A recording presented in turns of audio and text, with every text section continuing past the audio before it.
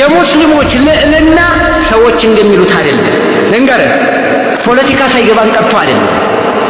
የሰዎች ዓለምን መመዘን ሳናነብ ቀርተን አይደለም። ላ ለዚች ኡማ የበላይነት፣ ለዚች ኡማ ልዕልና፣ ለዚች ኡማ እድገት፣ ለዚች ኡማ ብልጽግና ትልቁ አዲን እምነት፣ ምንም አማራጭ ግራ ቀኝ እምነት ዲን እምነት ላይ መጽናት።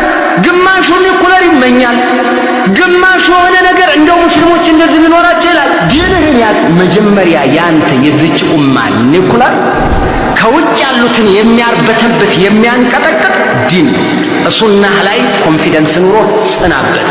እሱ ላይ ጽና። እነ ኻሊድ ቁጥራቸው ስለበዛ ነው።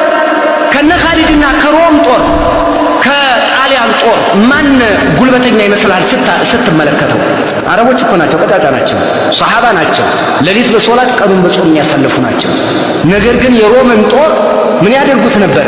እያሳደዱ አይቀጡ ቅጣት ይገርፉት ነበር። እነ ኻሊድ፣ እነ ጃዕፈር ብን አቢ ጣሊብ፣ እነ ዓሊ ረዲየላሁ ተዓላ እነዚህ ታላላቅ የረሱል ሷሃቢ ዲን አለ ውስጣቸው። ይኸው ነብዩ እንዲህ ብለውሃል። ዲን ላይ እንድንጸና ነው። የተለያየ ንግግር ስላለች ነው። ምን ዲናችን ላይ የምንጸናው እንደዚህ ስንሆን አቂዳን ያዝ። አቂዳ ሳትይዝ የበላይነት የለም።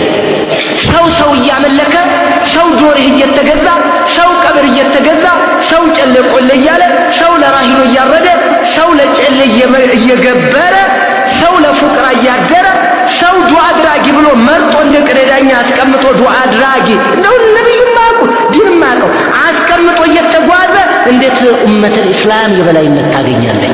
يقول النبي صلى الله عليه وسلم من حديث ابن عمر رضي الله تعالى عنه فيما رواه امام احمد እንዲህ ይላሉ ነብዩ አለይሂ ሰላቱ ወሰለም اذا تبايعتم بالعينه واخذتم اذناب البقر ورضيتم بالزرع وتركتم الجهاد في سبيل الله سلط الله عليكم ظلا لا ينزعه حتى ترجعوا الى دينكم ነብዩ አለይሂ ሰላቱ ወሰለም ባራጣ መገበያ ስትጀምሩዋል።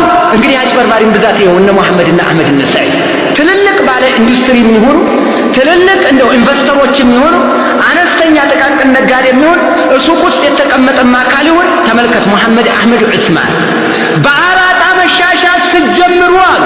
ተመልከቱ ኡመተል እስላምን እያስጠነቀቁ ነው።